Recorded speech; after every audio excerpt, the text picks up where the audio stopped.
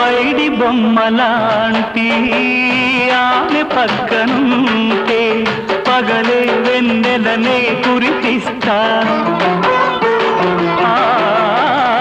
నీడలాగా నాతో ఏడడుగులు సాగితే ఇలలో స్వర్గంనే సృష్టిస్తా రసరమ్యం ఆ రాగ విలాసం రసరమ్యం ఆ రాగ విలాసం వసివాడదు అది ఆ జన్మాంతం అందమైన నా ఊహల మేడకు ఆవిడమణి దీపం అంది అందని నాశలకు ఆమె ప్రతిరూపం ఆ తలపే